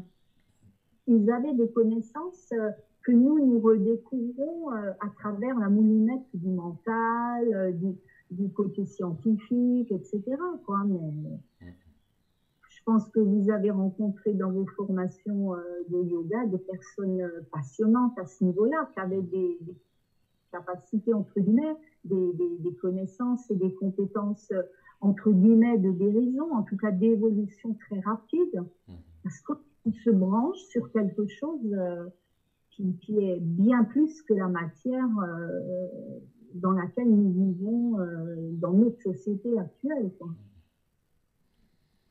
Ouais, c'est d'ailleurs, c'est vraiment la physique quantique, c'est intéressant de voir comment le monde scientifique, justement, une partie du monde scientifique a une ouverture là-dessus, et il y a quand même encore une partie du monde scientifique qui paraît ne pas vraiment l'accepter, quoi, en fait.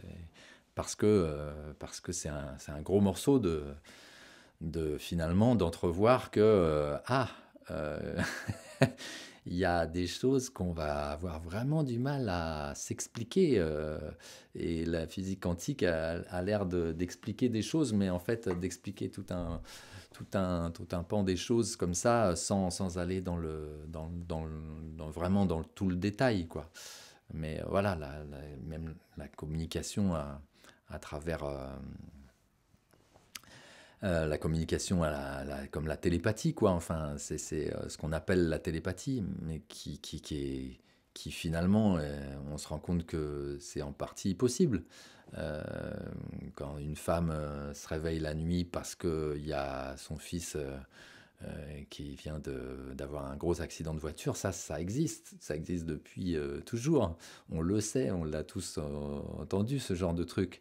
Les jumeaux qui sont hyper connectés, même à des centaines de kilomètres. Les animaux entre eux, ça, voilà, ils nous le rapportent pas avec des mots, mais en tout cas, les animaux domestiques. Nous, on a eu des expériences hallucinantes avec un de nos chiens de communication, quoi. Vraiment, alors, mais un truc, il était au courant de ce qu'on était en train de faire, c'est-à-dire il était au courant qu'on était en train de rentrer alors que c'était pas prévu. Lui, il le savait, les êtres humains qui étaient avec lui à ce moment-là le savaient pas, mais lui, il nous attendait, il s'était mis dans une posture pendant plusieurs heures d'attente, vraiment, vraiment, il n'y a rien d'autre qui se passe. Donc ça, c'est... voilà, et donc ça se passe. Où est-ce que ça se passe? Même, je crois que la physique quantique n'explique pas ce cas-là précis aujourd'hui. Mais le principe de la physique quantique, en gros, explique des choses qui font que, oui, bah ça, on imagine bien que, oui, ça fait partie de ce principe-là, quoi. Et pourtant, il y a encore des esprits très scientifiques qui ont tendance à dire, mais non, mais ça, vos histoires, là. Les champs génétiques, c'est Rupert Sheldrake qui parle beaucoup, un scientifique anglais qui parle beaucoup de ça. Et on a la chance en France d'avoir beaucoup de scientifiques, mais qui, comme par hasard, se suicident, meurent bizarrement. Mais en France, nous avons une équipe de chercheurs soudés qui communiquent les uns avec les autres dans toutes sortes de domaines, au niveau de l'eau, etc. Et ils sont passionnants, ils sont à la pointe. Hein. On a beaucoup de chance d'avoir des ouvrages concernant cela. Et vous avez un certain temps, vous parliez souvent de respiration par le troisième œil. Lors de pratiques, vous disiez parfois visualiser que vous respirez au niveau du troisième œil, des choses comme ça.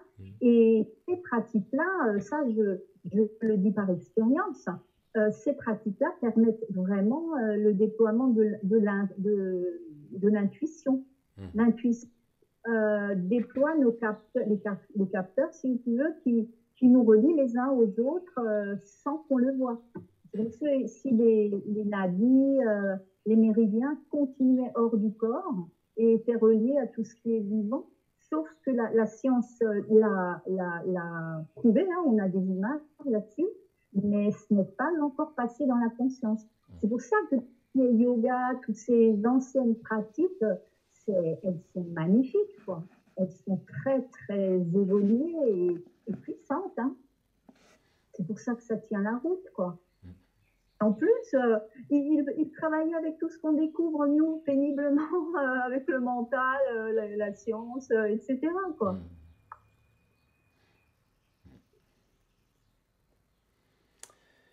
Je vais devoir vous laisser.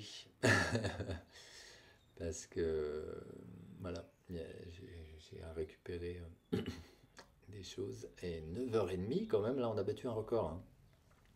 Enfin, au moins de ces 21 jours. Ça fait 2 heures qu'on a fini la sadhana, pratiquement. Mince, j'avais plus le micro sur moi. Voilà, bon. Ouais, je vais devoir y aller, vraiment. Bon, en tout cas, merci pour ces échanges. Je vois aussi les arbres et les végétaux communiquent, oui, ça... J'ai vu il y a quelques années un super documentaire qui s'appelle Arbres, tout simplement au pluriel, et qui parle de la communication entre les arbres, là, mais vraiment, voilà, scientifiquement prouvé, encore une fois. Bon. J'en profite parce qu'il y a un chercheur suisse, absolument passionnant. Il s'appelle Ernst Zurcher, E-R-S-T et Zurcher, Z-U-R-C-H-E-R. Il est passionnant, cet homme. C'est un scientifique, mais il est proche de la nature. C'est un gamin qui cavalait dans la campagne et tout. Et il comprend les arbres et il fait avancer tout ce qui est agronomie, enfin tout ce qui est communication. La forêt, c'est un seul champignon, quoi. C'est hallucinant tout ce qu'il découvre, ce monsieur. Tout simplement parce il écoute avec son cœur, il observe et il a ouvert les capteurs dont on dispose tous, quoi. Mais vraiment, il est passionnant. Il y a beaucoup de conférences, etc. Il intervient beaucoup, des livres. Vraiment, ça vaut la peine de se pencher là-dessus, quoi. Et on est à la pointe des connaissances, là. Satnam. Merci Anne-Marie. Satnam et belle journée à tous. À demain.